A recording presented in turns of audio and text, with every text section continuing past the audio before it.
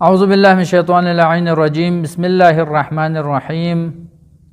ناظرین کرام، ہماری کلاس احکام شرعیہ کے بارے میں جاری ہے۔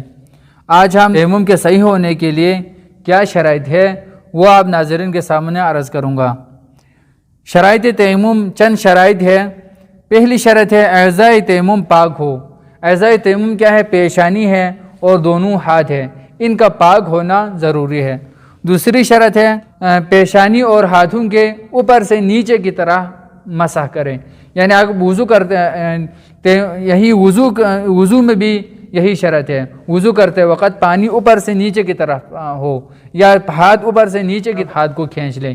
اسی طرح یہاں تیمم بھی یہی ہے کہ تیمم کرتے وقت ہاتھوں کو اوپر سے، یعنی جہاں پیشانی کے اوپر جہاں پر سر کے بال ہے ادھر سے نیچے کی طرح، ابرو کی طرح، اور ہاتھوں کا بھی اوپر سے کیا ہے نیچے کی طرح مسح کرنا ضروری ہے۔ تیسری شرط ہے جس چیز کے اوپر تیمم کرے وہ پاک ہو اور مباح ہو۔ پاک ہو یعنی نجس نہ ہو، مباح ہو یعنی کسی اور کا نہ ہو، غصبی نہ ہو، یعنی مباح ہو، جائز ہو۔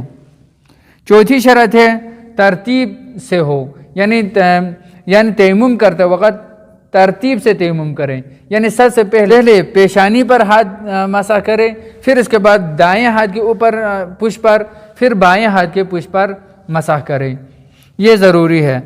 اور پانچویں شرط ہے کہ موالات ہو، یعنی پے در پے ہو، یعنی ایک کے بعد دوسرا ہو، یعنی آپ نے پیشانی پر ہاتھ پھیرنے کے بعد کچھ دیر بیٹھنے کے بعد، باتیں کرنے کے بعد یا وقفہ کرنے کے بعد دائیں ہاتھ کو کریں، پھر اس کے بعد بائیں ہاتھ کو کریں، یہ نہیں ہے، بلکہ کیا ہے موالات ہے۔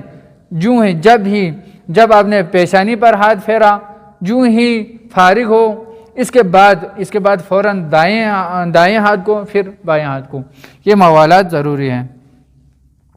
اور چھٹی شرط ہے کہ تیمم کرتے وقت اعضائے تیمم پر کوئی اور چیز نہ ہو، چپکی ہوئی نہ ہو، یعنی پیشانی پر کوئی چیز چپکی ہوئی ہو یا ہاتھوں کے اوپر کوئی چیز چپکی ہوئی ہو، یعنی ان کے درمیان فاصلہ کرنے والی کوئی چیز ہو۔ مثال کے طور پر کیا ہے، کوئی یعنی انگوٹھی ہو، اگر اس طرح انگوٹھی لگی ہوئی ہو تو اس انگوٹھی کو پہلے اتارنا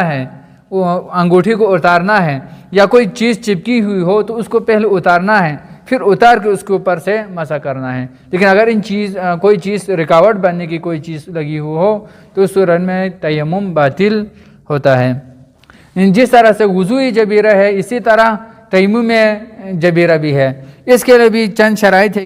پہلی شرط ہے اعضائے تیمم پر زخم ہو۔ دوسری شرط ہے کہ آپ ضرر ہو۔ تیسری شرط ہے جبیرہ باندھا ہوا ہو اور اس کو اتارنا ممکن نہ ہو، اور اس میں کوئی فرق نہیں ہے کہ جبیرہ آپ کے پیشانی پر ہو یا ہاتھوں کے اوپر ہے، کوئی فرق نہیں ہے۔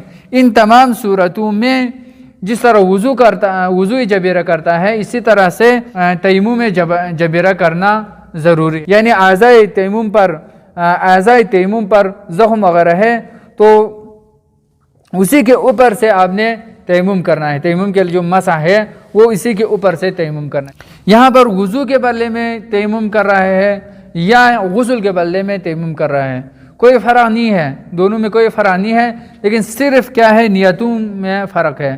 آپ وضو کے بدلے میں تیمم کر رہے ہیں تو وضو کے بدلے میں تیمم، اور غسل کے بدلے میں کر رہے تو غسل کے بدلے میں تیمم۔ اس کی کیا ہے اس کی نیت کرنا ضروری ہے۔ لیکن ایک مسئلہ ہے کہ اگر غسل جنابت کے بدلے میں تیمم کر رہا ہے تو نماز اسی غسل جنابت کے بدلے میں جو تیمم کیا ہے اسی سے واجب نمازیں پڑھ سکتے ہیں۔ لیکن اگر وہ غسل کے بدلے میں جو تیمم کر رہا ہے وہ غسل جنابت کے علاوہ کوئی اور غسل ہے تو یہاں پر نماز کے لیے وضو کے بدلے میں الگ سا تیمم کرنا ضروری ہے۔